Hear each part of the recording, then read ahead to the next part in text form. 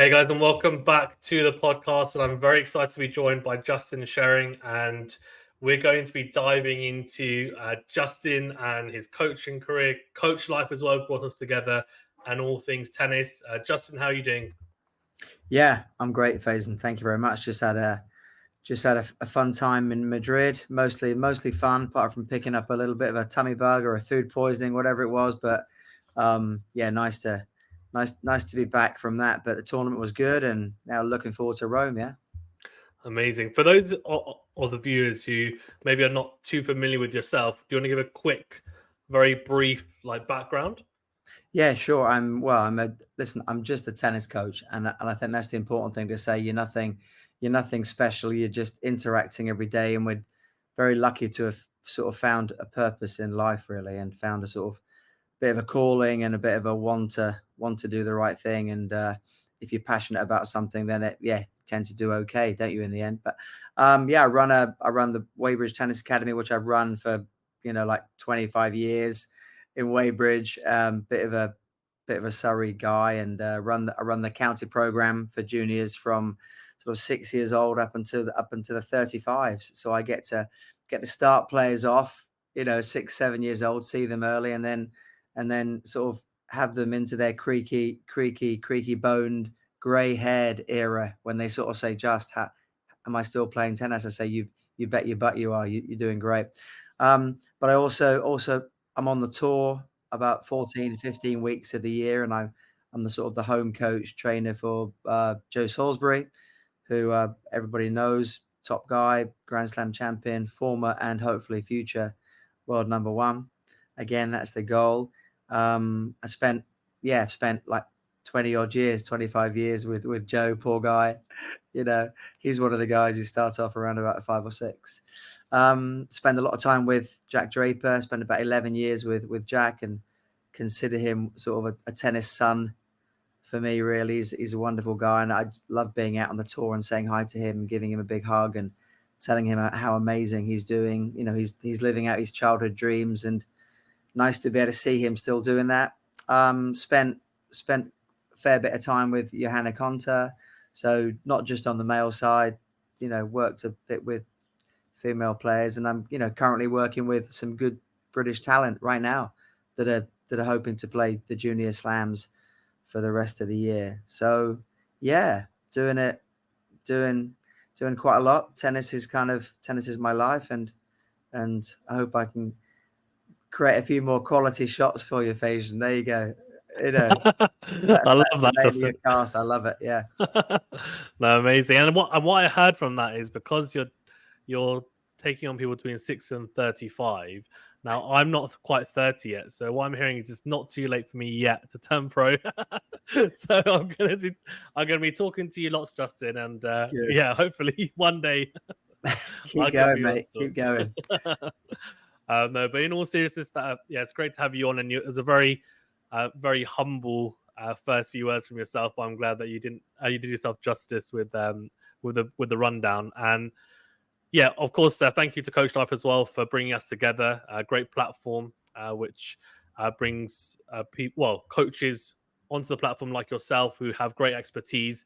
I was watching some of your videos. I was talking to you about it before, and even just as as an advanced club player, I was looking at it thinking, where can I get tips from? And it was amazing to watch and learn from yourself and other coaches as well that I was diving into. So it's been a great platform just for me personally, but even for, I'm sure, junior players who are looking to turn pro players and parents as well. I saw advice for parents on there, which is fantastic because I'm a parent myself. So it seems really well varied. And do you want to touch upon that a little bit?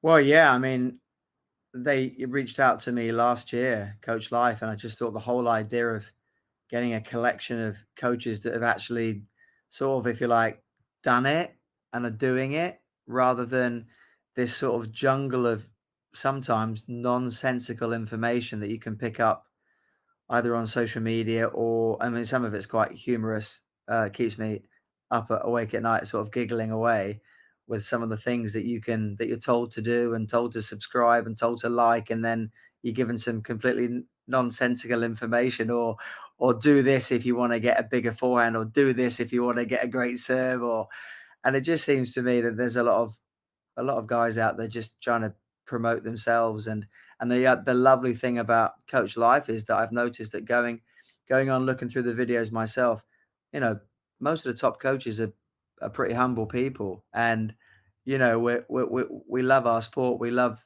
transforming people's lives and trying to help them do what they can do to better themselves. But it's really quite a humble existence. It's quite a we're the privileged ones, if you like. We're the ones that get to work with these talented players, talented children. And the great thing about CoachLife is that you bring in coaches together that have worked with players for a substantial amount of time during their junior careers. So we kind of know what the journey is. So you don't need to subscribe to anything other than the real deal. And this is like the real deal. And I've looked at some of the videos myself, and I'm looking at Taylor Fritz's father talking about how he produced Taylor. Now, if you want to get good at tennis, I would listen to that. I would watch that. I wouldn't listen to some goofball trying to preach his own madness and suggesting that this could be the way of doing it. I want to hear from coaches that have done it and know what they're doing. And yeah, so I've enjoyed watching the videos as much as I hope you do and a lot of other people do. Yeah, they're extremely enlightening, in honesty. As a tennis nut myself, and I just was like, wow, okay, these are things that I didn't even think of. And I'd like to think that, of course, I'm nowhere near as knowledgeable as you, but I tennis is always on my mind as well, like yourself. So I'm always looking into seeing uh, what I can pick up, and not just from the tennis sphere and scene, but also from my own personal game. So yeah, it's incredible. And guys, if you do want to go and check it out, I do recommend it. It's CoachLife. Check out the platform and you can get 5% off by using the discount code on the banner below. Or if you're listening, it's Justin QST. So that's JUSTIN, and then in capitals QST, all one word, and you'll get 5% off the first year subscription to the platform. On the coaching, Justin, I wanted to ask you, coaching philosophy. What's a coaching philosophy? Because I'm always interested to ask, because I feel like there's lots of different ways it could go. But what's your specific coaching philosophy, or do you have one? Well, it's interesting because it's funny you should say that. I do a bit of coach education, and I love it. I'm really passionate about it, and I can't just rock up with a philosophy and share it with everybody because I don't really have a coaching philosophy other than be present and do the best for whoever is in front of you at that time. And that could be the same person that was with you last week. That could be the same player that was with you yesterday, because we're never always the same. We're never always exactly identical. I mean, Faizan, when you're having your sessions down the club, if we were always the same, we'd always turn up and we'd know exactly what we were going to get as tennis players. We'd know that our backhand would be fine, our forehand would be fine. More importantly, our self-confidence would be fine.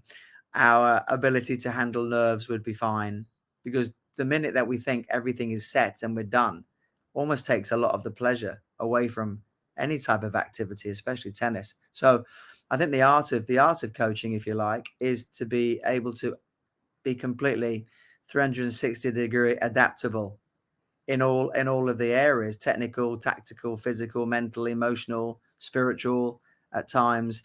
And if anyone thinks that they know that and they can lock it into a philosophy, then I'd love to hear it. Um, Other than be ready to go where your player's ready to go, and you might get a period of 2 or 3 months where it seems to be pretty stable and things are together, and then all of a sudden, that the player, because the player comes first. So there's my philosophy, huh? If the player comes first, you're ready to adapt. You're ready to move left, right, center, move the earth, move whatever you need to do. Go find out some information that you didn't know before. You're always learning stuff, because the person in front of you is changing. And I think a lot of coaches maybe don't get that. They turn up with their basket, turn up with their set drills, and they turn up with their set tone of voice, and they just deliver a transactional operation. They just deliver a transaction, which we regard as a tennis lesson. Now, it just depends whether you want to have a transaction or whether you want to be part of something sort of transformational. whether you want to transform somebody and mold them into an area that, you know, that you think that potentially they could move into, and they're learning, you're learning, and you're just sort of both going on the sort of journey together. So I don't know whether I answered your question, but if you can, yeah, if you can sort of bottle what I've said into some sort of philosophy, then that's kind of it. Yeah. Yeah, okay. No, that makes sense. So about being very flexible around the player and putting the player first, I think, from what it sounds like. And does that come with also the fact that you come across so many different personalities that you coach? So you have to almost be able to be flexible to that player's needs, or you'll come across players with different personality styles. So you want to get the best out of them. So if you have a very rigid coaching philosophy, it could potentially not work for certain players or personalities.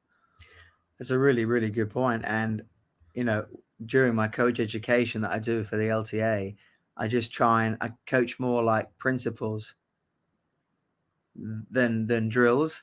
And we teach, you know, I just try and teach how to be rather than what to do. I think what to do in tennis is it's not overly complicated. The court hasn't changed for years, has it? It's the same dimensions, the net's the same height, you know, give or take a couple of millimeters. It's not like the rules are changing. Like we're going to talk a little bit about the doubles in a minute. The rules are changing, but you know, it's you that just needs to be pliable and to mold your, and then it just depends how far you want to go. Look, if a kid says or a player says they want to be really good, but they want to play once a week for an hour, then I think your philosophy would be to tell the player the truth and say, it ain't going to happen. It's not going to happen. But equally, if you're telling kids, if you like, to come out of school because it's you, because your philosophy is tennis or nothing, no other sports, no friends, no parties, you know, nothing, has to be focused tennis. That's it, 25 hours a week from sort of 12 years old. Then that's also a little bit ridiculous. So I've come across, you know, all sorts of, you either get zero philosophy, like zero completely wishy-washy, oh, completely up to the player.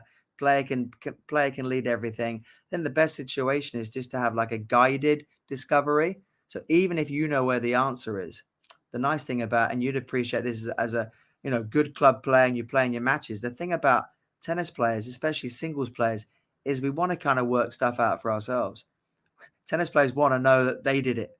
They figured it out. Otherwise, they go play team sports.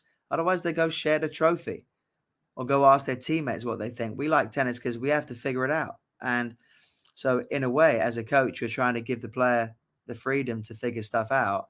And then they need a gentle nudge sometimes. And if they're a long way away, you say, cold, cold, try again, cold, or you're getting warmer. You're getting warmer. Have another go. Have another shot. Oh, that looks a bit warmer. What do you think? And it's that light bulb moment when the player goes, oh, yeah, I felt that. Oh, yeah, I felt that. And then you go, well, good for you. That's amazing. Well done. You know, so everyone's different in front of you, but they're all after the same thing. They're all after self-confidence. They're all after, they want to feel better. They want to feel good about themselves in the big moments on a tennis court. I think that's the similarity.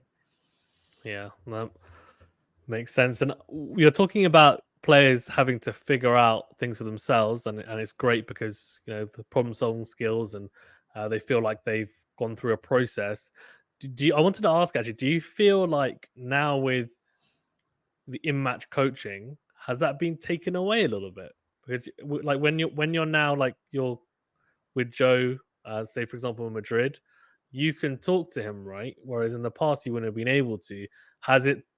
I mean, I don't know whether you do talk to him. I don't know what your method is, and whether you talk to him when you use that or utilize it. But has that been taken away a little bit? The problem solving aspect. That's such a good question. You're very good at this. Because it's true, because the whole nature of our sport has been turned a little bit. However, the rules have come in about coaching because people were coaching anyway. Coaches were coaching anyway. So this idea, it's a strange one. This idea that they're totally on their own, it's nonsense. It just means that we can now legally coach them as long as we're sitting in the right seats, which was a bit of a nuisance actually. Melbourne, not this year, last year, we turned up for the last 16 match against Nice and Zielinski, and it really was at like 35 degrees. And we're obviously always looking for a little bit of shade because we might have to sit there for 3 hours. And the coaching seats, which you need to sit in, if you're going to coach, you need to sit in coaching seats. Otherwise, you could just chat from anywhere, and the umpire won't know that you're the actual coaches. You're the ones that are allowed to, so that they can differentiate you from a heckler if you like, giving crazy advice. And we saw these seats, and they were bang in the sun, like 35 degrees, and we just grabbed our towels and went, yeah, we've got to just take one here. And we just sat there and roasted the whole match. But it was worth it because, players get used to looking up anyway. They want just a few key words. And the rule is you can't have a full-blown conversation. That's the sort of rule that we agreed to, is just a few key words. So typical sort of phrase to Joe would be, a bit more than encouragement, but just a bit more like, eyes on contact, mate, eyes on contact, especially on return of serve. Eyes on contact, because you're kind of keen to look at the result of your shot a little bit early, like a golfer would do, a little bit looking down the fairway, and they realize it's just bobbled about 5 yards in front of them. So things like that are the coaching aspects, which you could have got in trouble for before, because that's regarded as coaching. Or even now, Joe will look over and go, anything on the serve.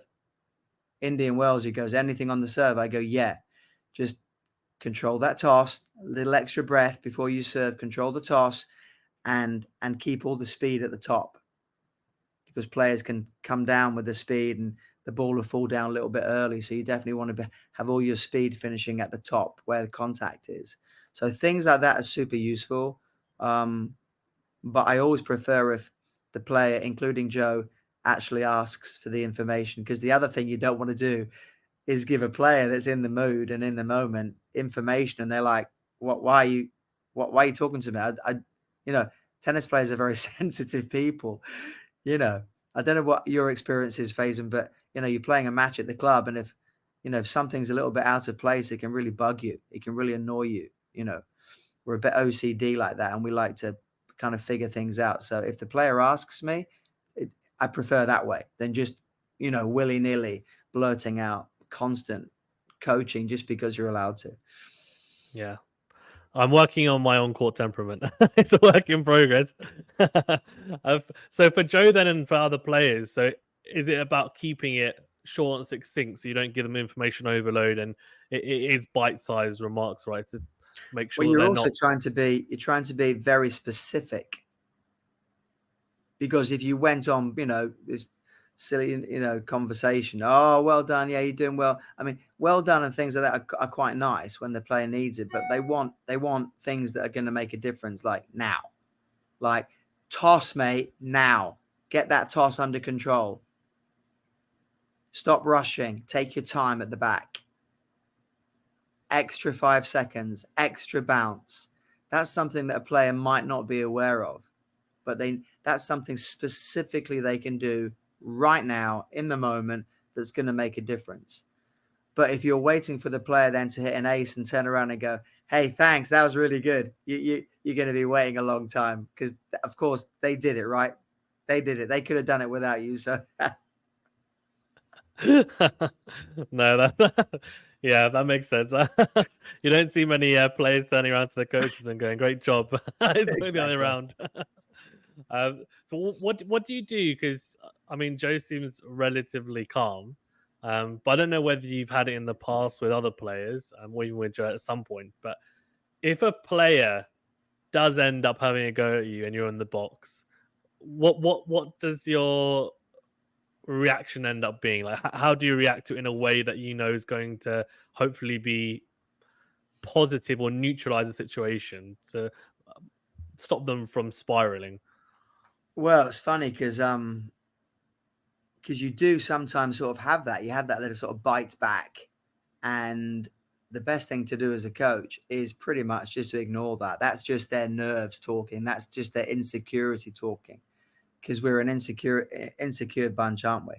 We're out there. We've got to fill all this space all on our own. And if things aren't going well, then, it's you feel like you want the ground to swallow you up, and you're sort of sitting down at 3-love and you haven't won a game, and your pre-game tactics are going wrong, and you know, and then you're going to give a bit more advice, and they're going to look back and go, oh yeah, really, like your first advice really helped me. I'm 3 love down, or, you know, because that's what they're thinking. But a funny story, and I'm sure he won't mind me saying it, was I was with Jack Draper at the Orange Bowl, like under 16 World Championships in Florida. And if you imagine Jack, he's sort of 15 years old, you know, classic. I've got a 15-year-old now, classic teenager.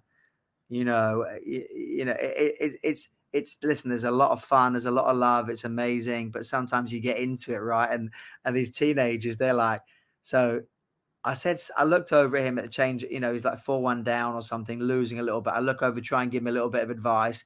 And he sort of looks back at me like, oh, like, you know, what do you know kind of thing. And I'm like, well, I'm trying to mouth then, well, you're on your own then. Sort yourself out then, big guy, you know, big dog. And then he's like looking over to me, and I'm pretty sure he gave me a little bit of like a, oh, you know, whatever kind of sign. And I went, oh, me, whatever. Oh, me, whatever. Oh, okay, okay. Well, what about you, whatever? What about you, whatever? You know, and then he looks at me like, oh, yeah, you know. So we're definitely having a bit of a to-do, getting into it a little bit. And then, you know, the match finished and he didn't do so well. And then I said, look, come on, let's try and get something positive. Let's get on the practice court for 10 minutes. Got on the practice court, and he was still being a bit of a stroppy idiot. And we were both getting into it a little bit. And I went, do you know what? I'll tell you what, it was only about a mile away. I said, do you know what? I'm done with you, mate. Your attitude's awful. I'm going to go back to the hotel. You can walk back. You can walk back.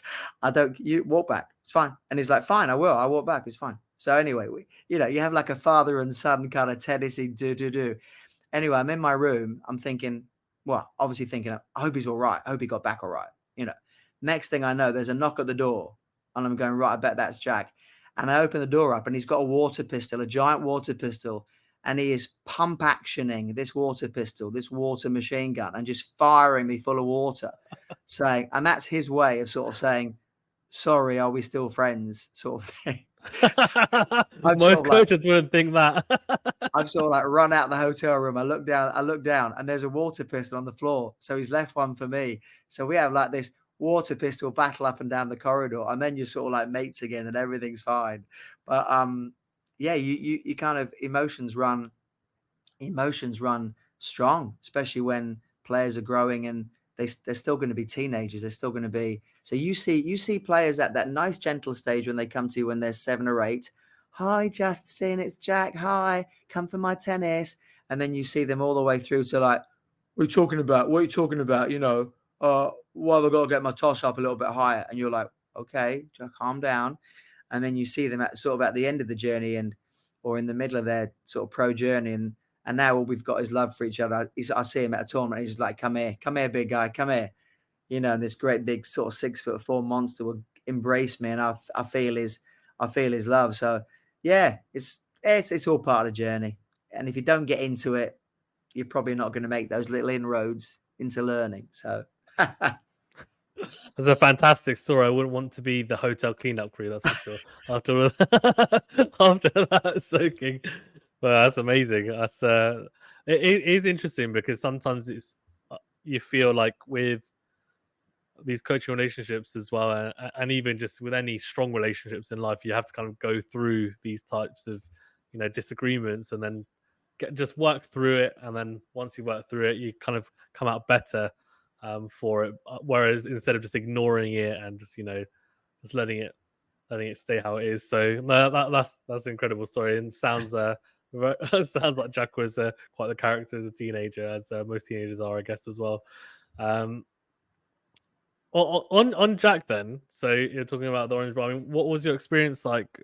Not just obviously coaching him through, because I'm sure you talked about that a lot, but on tour, I know you coached him a little bit on tour before you ended up parting ways. But how do you find it on tour? Because I know you've obviously got a family, so it would have been a bit difficult. But how was it as an experience? I didn't coach him on the ATP tour. No, I coached him. I coached him as a junior, so between the ages of like 6 and 16. So we spent some time on the junior ITF tour, which was really good fun. I had the pleasure of taking him to India. Oh wow! And we played some big tournaments in India. In fact, he came back from India under 18, the world tour, came back 75 in the world at 15 years old, which was 6 months earlier than Andy Murray had Wow. got to that point. So we had a very successful junior career partnership. And, again, a funny sort of story, funny story in India was because you are sort of like you're sort of like their parents when you're away with them and they're that young. And we got another couple of girls with us, and you're traveling around India, and the biggest thing with all of them was to make sure that they didn't pick up the Delhi belly, didn't pick up anything that was going to stop them from competing. And I don't mind sort of making sure they're in the gym, making sure they're doing their warm downs, making sure they're doing their cool downs. But what I don't want to be doing is just spending my time going into their rooms, bringing them food because they can't get out of bed, or clearing up after them, if you know what I mean. I mean, these are the things that you're trying to keep tennis players, to keep these young players on the straight and narrow. But Jack had played like one of his last matches on the tour, and he was so fed up with me getting him to hand sanitize all the time. I mean, he was absolutely gone with me. I mean, really, like, because I'll be like, got your hand sanitizer. And again, 15 years old, he's like, oh, all you talk about is hand sanitizer. And we giggle about it now. But I mean, even I think as soon as we landed in India, I went, right, got your hand sanitizer. Oh, if this is what it's going to be like, then I'm not going to enjoy this. I'm like, boy, just shut up and have a squirt, take a squirt. And I just follow them around with a squirt, like we did a bit during COVID. And that was quite good practice for COVID, actually. And then we got to the airport and we were going home, and Jack looked at me and he's like a teenager, and just put his hand in his mouth. And he went, there you go. See, can I do that now? And I said, you can do what you like now, because we're getting on a plane. And when you get off, you're not going to be my responsibility anymore. So, and you've done all the tennis. So if you want to get a tummy bug, you can get one now. And it was like, you've still got that crossover between, regular sort of teenagery kid and traveling with him. But watching him compete, Faizan, watching Jack Draper compete gave me the greatest pleasure ever. I mean, the guy's a monster. He's a complete animal. And I would get tears in my eyes and just watch at how brave he was. And I knew he could be great. Did I think he could make it top 50? Yeah, I did. Do I think he can get higher than that? Yeah, I do. I think he can get top 20, top 10. And if he, keeps evolving his game, like coaches have got to evolve and players have to evolve. And, we've got some tough guys around. But I think Novak, we get rid of Novak. Rafa's already gone. Roger's gone. Andy, look, I love Andy, but I think he's probably seen better days. So hold on a second. Jack Draper's in the mix. He's in the mix. Don't mean to rhyme. He's in the mix with Fritz. He's in the mix with Medvedev. He's in the mix with Sinner, Alcaraz. Who wants it? Who That's wants it? amazing. So No, what a pleasure to be around this guy. Yeah. Yeah, and I think you're right in the sense that it's going to be interesting in the transition period after, like, Novak is only a certain amount of time he's going to be around for. Rafa is done. Murray's on his last legs, understandably, and I think he's going to retire this year anyway as well.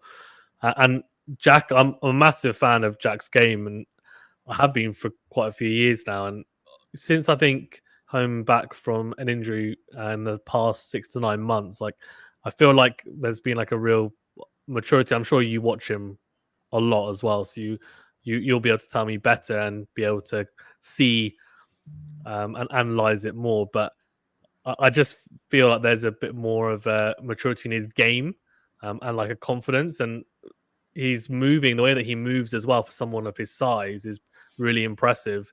And I've watching him thinking, wow, like, this is incredibly good. And he's British, so I'm always looking at how he's doing, but I do think like he could be in the mix with those guys. And the fact that you're saying that, we're saying that he's in the mix with someone like Medvedev and Alcaraz and Sinner, and these guys have won slams, probably just emphasizes, how good you think he can be, and how high his ceiling can be, I guess, which is fantastic, because I was going to ask you about that anyway. But is that what you see then? He could potentially, I mean, don't want to say it, but he could get pretty much to the top of the game then.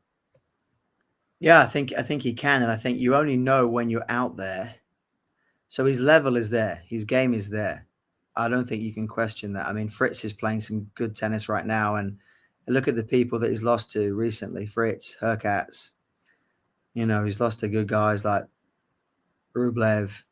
But he's beaten Sinner on grass. I know it was one of Sinner's first ventures onto grass, but he's sharing the court with top players, and he's not just sharing it. He's not just turning up.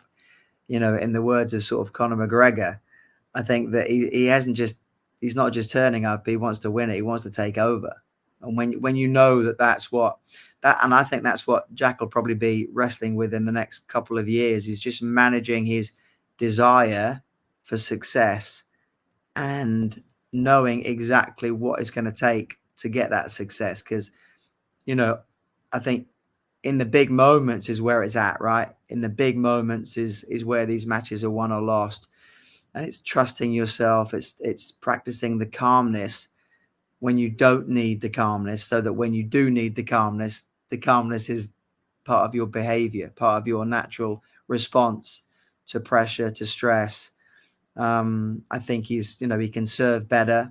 He can definitely serve better. His serve seems to be a little bit inconsistent. When it's on, it's ridiculously good. He can blow people away. And I've seen that serve develop. We developed the lefty serve when he was a young guy.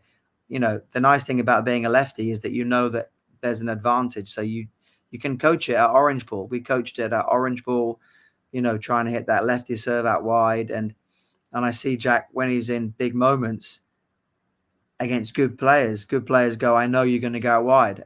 And I can see Jack going, I know I'm going to go wide, but there's nothing you can do about it. So when you hit a shot that well, and there's nothing the opponent can do about it, even though they know it's coming, that's when you're good. And he's sort of flat backhand cross court, the way he takes it on early, he can go through the cross and he can go through the line. Seems to be, really effective, really hurts people. As you say, I'm really glad you talked about his movement, because he's not the most natural, agile, lithe mover. If you watch Sinner move around the court, or you watch Alcaraz move around the court, they kind of spring around the court very lightly and glide.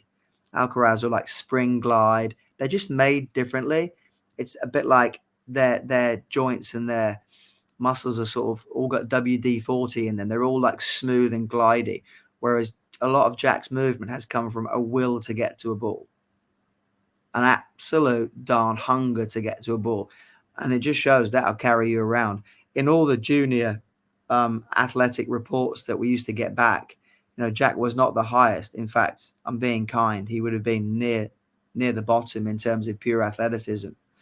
But his tennis and competitiveness would have been at the top, winning results, competing at the top. He's made himself into an athlete. He's turned himself into a guy that won't let the ball bounce twice, touch every ball, make every ball. And that takes a lot of effort to do that, where you've got Sinner just gliding and stroking the ball, looking a little bit like a two-handed version of Roger Federer at times. But it takes all sorts to get out there. And yeah, he's a monster. I said something outrageous when I was in Joe's company, Joe and Rajiv's Ram's company. I just had this crazy feeling that Jack's going to get all the way to number one, because he'll just will himself. He'll will himself to that point, and he won't let anything stop him. That's my feeling. And they kind of went, just what are you talking about? There's only been a handful of number ones ever. I mean, this is, this is crazy. You really think he's that good? I said, yeah, there's something about him, which not everybody has. And I've been around, like you said earlier, been around hundreds and hundreds of players. There's only one Jack Draper, as far as I'm concerned, that I've ever been in contact with. He's a monster. Yeah, no, that's high praise indeed. But I mean, who knows? Especially, I think the biggest thing for me is his body, and whether we've seen some injuries, and it seems to be more frequent on tour with the pack schedule and the balls being different every tournament. And I might ask you about them in a second. But I think if he stays fit for a long period, then I don't see why he can't string together results and definitely start really rocketing through the rankings as he has been doing anyway in the last couple of years. As a former coach of his and also seeing him, what do you think his best surface is? What surface does he have the best chance of really causing the most damage? Well, I like him on grass. I like him on the grass. He's comfy on the grass. He's had some good runs at Queens. You think about who he's beaten at Queens, some really good wins. I was there when he beat Fritz at Queens, and Fritz was looking at his box going, what have I got to do here? This guy's a joke. You know, this guy's crazy. And as I say, he's beaten Sinner on the grass, you know, made the final of Junior Wimbledon on the grass. And I just think the fact that he'll be playing most of those big grass court tournaments, of course, are in London. You know, he's a London boy. I think that'll be his best surface. And then you've seen how good he is on the clay. You've seen how good he can play on the clay. I mean, you're competing against Hurkacz, pushing Hurkacz and Fritz all the way to third set tiebreak. So he surprised me a lot on the clay, and it shows that you don't need to have been, you know, born or grown up in Spain to be on the clay. But Jack did have an awful lot of access to clay when he was younger, a lot of training camps, a lot of LTA trips. So he got good on it, but you don't need to be on it day in, day out, and just enough to get a little bit of comfort. But I like him on the grass a lot. I do like him on that for the reasons that I've just said. Like the hard is tough on his body, and the hard generally comes with a bit of heat as well. So as long as he can keep staying fit. I watched him live in Miami, and it wasn't crazy humid, but it was humid enough against Jarry, third set breaker as well. And he was hurting. He was hurting. But he'll get fitter. He'll keep going. He'll do whatever it takes. I'm at the NTC watching him train when I'm there with Joe, and I see the walls that he pushes through physically. And he's very, very I think there's probably another 25-30% he can add, sort of like physically, to turn himself into the beast that will add to his confidence. So he knows he can last. And then he might not need to pull the trigger on some of his rally balls quite so early. He knows he can stay a little bit longer. Because when I watched him play against Jarry and on the hard in Miami, Jarry was a big guy, 6'6". He's carrying a lot of, muscle and bone around himself. And Jarry just seemed to be a little bit calmer, a little bit more confident that his body would survive the battle. Whereas I think some of Jack's worries there was that he was a little bit worried that any moment he could start cramping or get a little bit sore. But, we remember Andy Murray when he first came on big time, he was cramping a lot. It took him a long time to grow into his body, and everyone's different, right? They'll grow into their bodies, and I know he'll do everything he can to be the best athlete that he can be. So, hey, watch out Wimbledon this year. I'm predicting a semi-final minimum for Jack Draper. You heard it here first. Oh, I love it. Hope we see that. I'd love to see him in a semi-final. It would be fantastic. And I think he clearly obviously have the home crowd and us behind him as well. So it'll definitely be an incredible moment, I'm sure. But yeah, I'm looking forward to seeing him on the grass, and he's still doing good things on the clay, as you said. But it seems like fitness and physical conditioning seems to be so important nowadays, given how physical the game's become. And have you found that coaching at the junior level as well, that fitness and physical prowess is now so much more important than it used to be? Faizan, you're absolutely right. And it actually worries me a little bit when I come back from the tour and I work with guys that are junior ITF level, like 16, 17 years old, and they've got aspirations of being professional. We have to be very skillful about how we work them, because you want, the adaptability of fitness and suffering to be present, because your ability to tolerate suffering, I think Rafa talks about, he uses that word more than any other player. If Rafa's using the word suffering, then it's something that needs to be part of daily sessions. There needs, and a lot of that is mental suffering, physical suffering, but it's very difficult to train it without it then quickly turning into abuse of some sort of form, or and not even, you're not even trying to hurt the athlete, but you have to be so clever in working.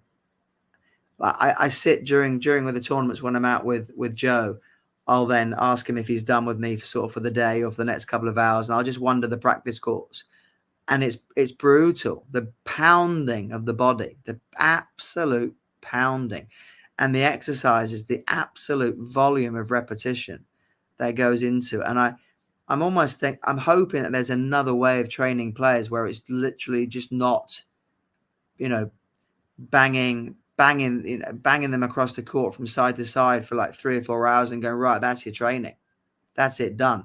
Because I'm not sure how many people, you've got to really love the game, or you've got to be a little bit odd to want to keep going back to that. Or there must be just nothing else that you're good at. Because it doesn't look like an awful lot of fun. So it kind of worries me. It worries me a little bit because you're trying to expose players. I mean, example, I work with a fantastic young player that I've had since 9 years old called Max Carrier, just inside the top 200 ITF, 16. Great guy, great lefty. Yesterday, Joe was looking for a hitting partner to get ready for Rome. And then we find out that Andy Murray's joining us as well. I've already asked Max. Max is in. Max is hitting in with Joe and Andy, and we're having just the most fantastic session. And I'm so grateful because I don't need to tell Max about the physicality or the standards that are required, because he can see it and he can feel it. And he's being asked to trade cross court with Andy while Joe works on his poaching. And Max looks at me and goes, "Oh my God, Andy hits the ball so hard." I'm like, you better believe he does. Better believe he does. And when you stand next to him, have you seen how big he is? He goes, he's huge. His legs are so like tree trunks. And so that's a nice way of getting the message across to a player, because the player, you don't have to pound the guy from side to side and say, look, here's the level. You can put them in the mix, show them the level, feel how hard you've got to hit the ball. Where does that power come from? It comes from getting your legs and body weight behind the ball early before the ball lands, so you can then drive all your weight through the ball. Oh yeah, I could feel that with Andy's weight of shot. I could see how athletic Joe was around the net. Wow, I could see how massive his legs are. Max is like, oh my God, what is wrong with his legs? I said, no, they're always like that. They're enormous. They're the biggest things you've seen on a human being. He looks like a thoroughbred horse. He looks like he's about to run the Grand National. I mean, that sort of stuff, Max will go in the gym and do his work in his way. So do you know what I mean? It's these poor young guys. I mean, if you don't know where the level is and you're being brutalized every day by a coach that just knows where the level is, but doesn't know how to train it, doesn't know how to coach it or sell it.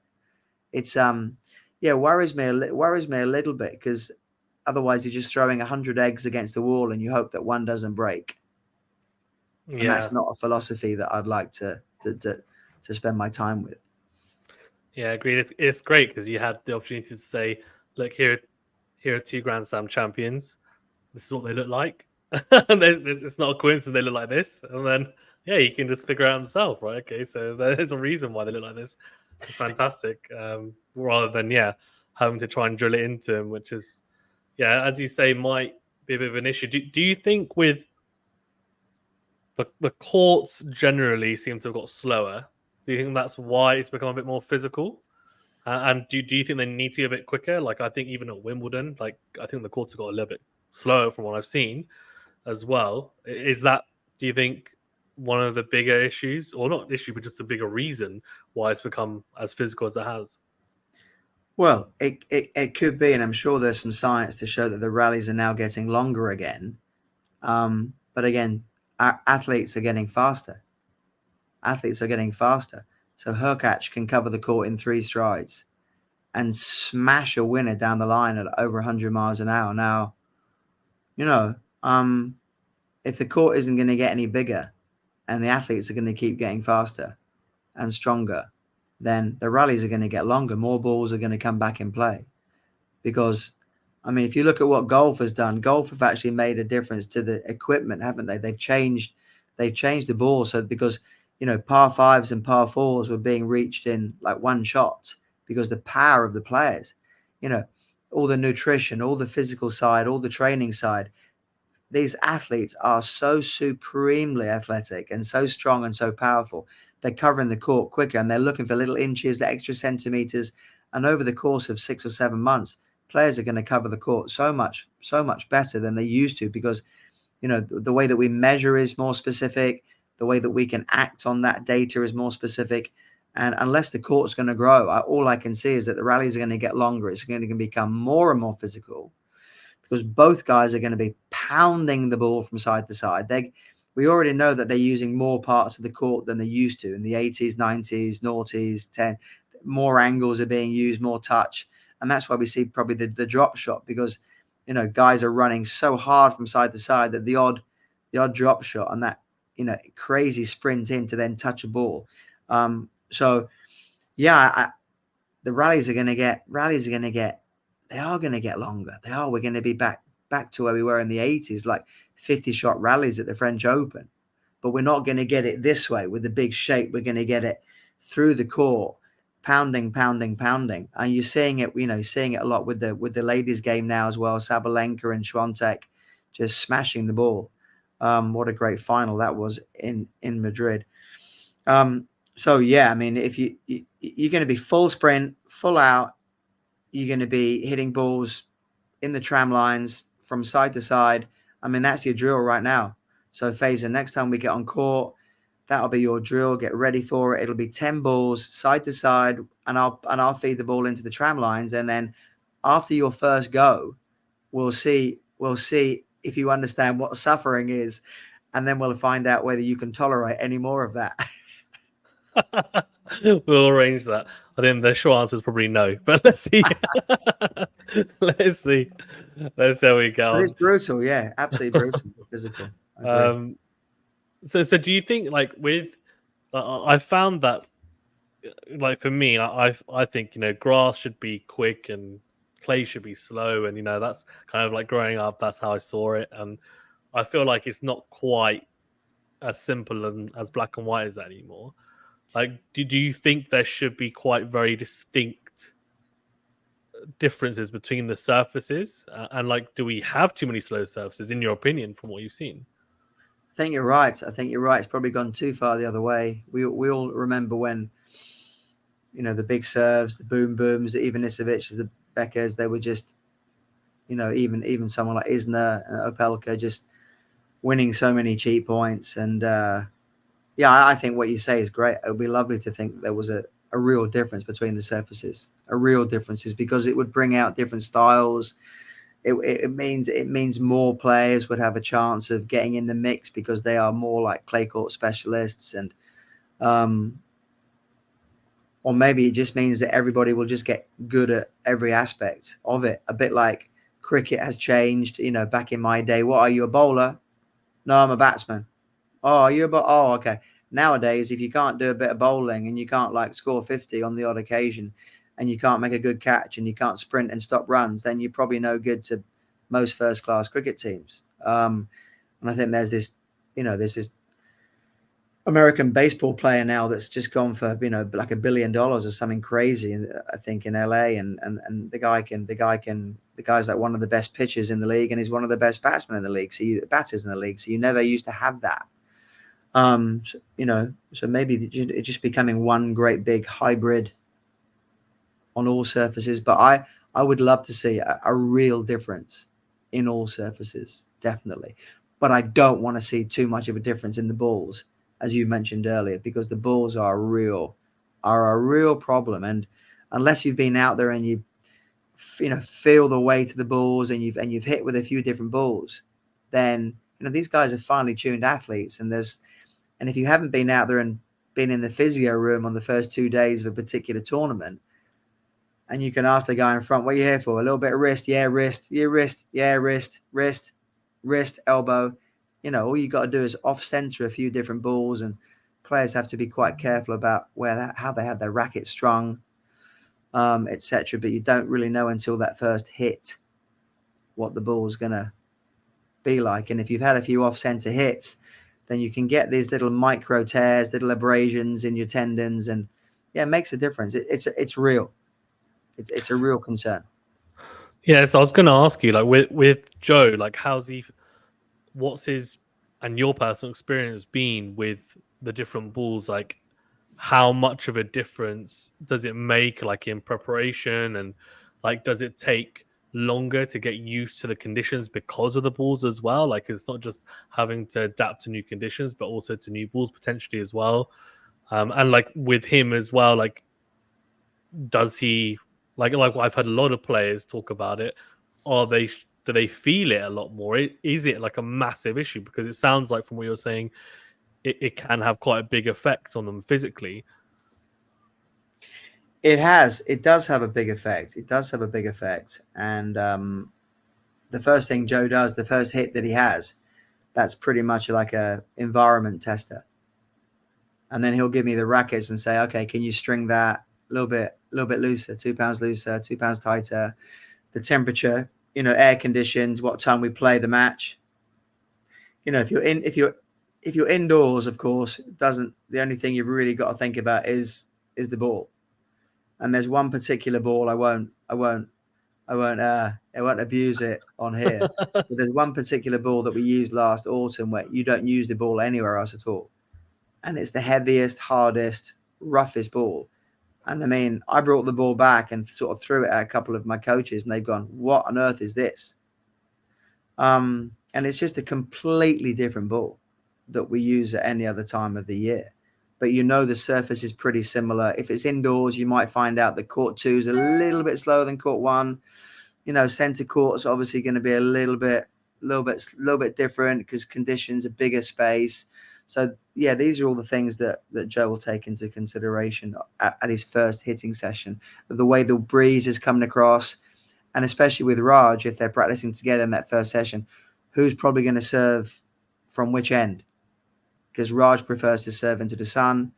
Joe prefers to serve with a little bit of breeze behind him because it just helps him get a few more miles an hour. So these are the sort of things we discuss at the first practice session.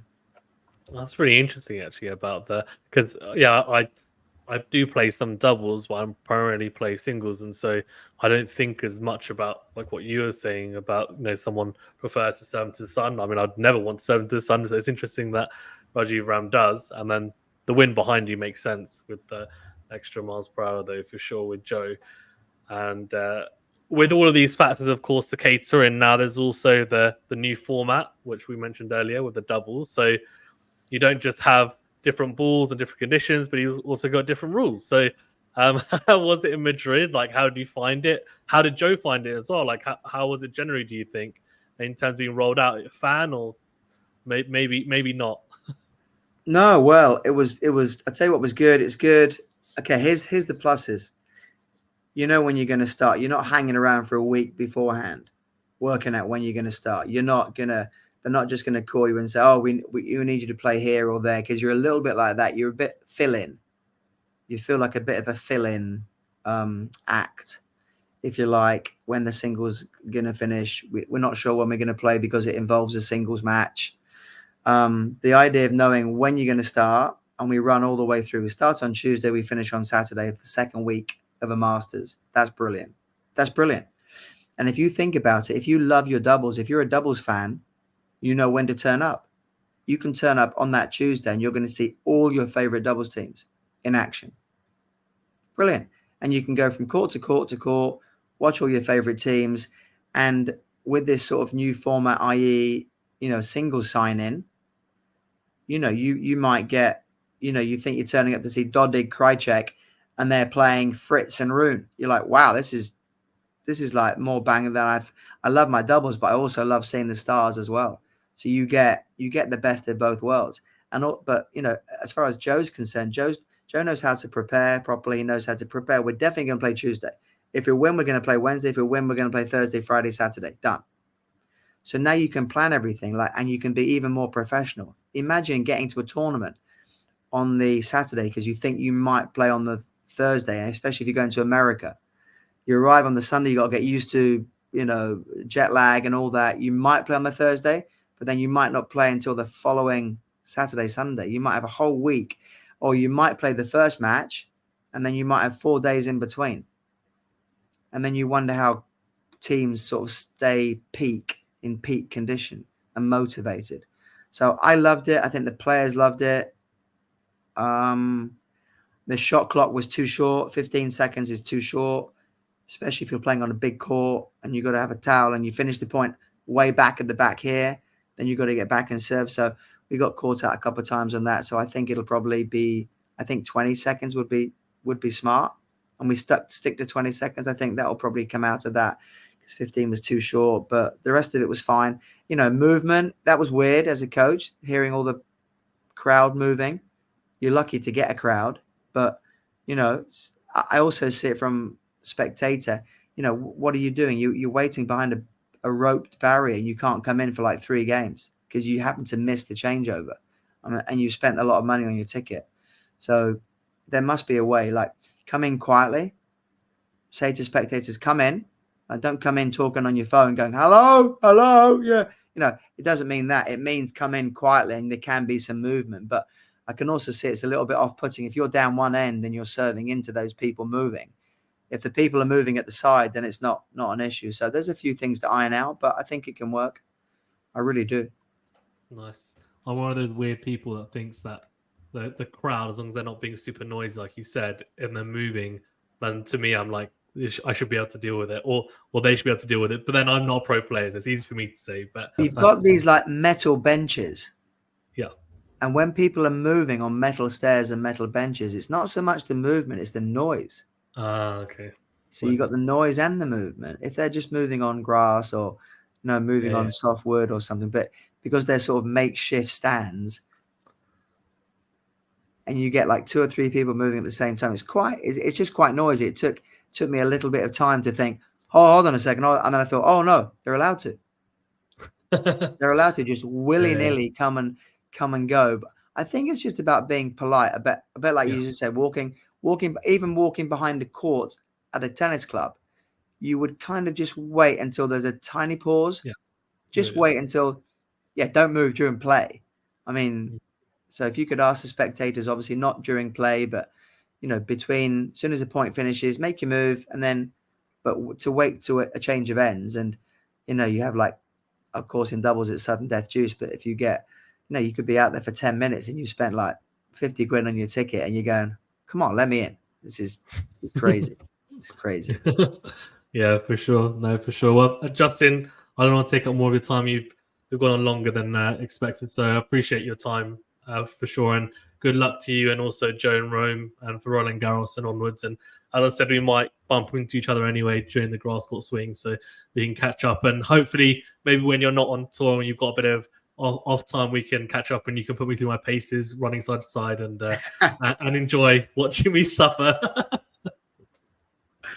Faizan, thanks very much. And I think it's the sort of thing to do to any player that wants to be good. Just 10 balls side to side, making contact in the tram lines, and if they come back for another set of 10, you know that they've got something about them. So thanks very much. I really enjoyed talking, and hopefully see you at Wimbledon. Yeah, for sure. Thank you. And guys as well, do check out CoachLife. As I said, the discount code is below. So it's Justin QST, all one word. You get 5% off the first year subscription. Thank you. Make sure you follow us and like and subscribe. And Justin, thank you for being on as always. And we'll catch you soon. Thanks, guys.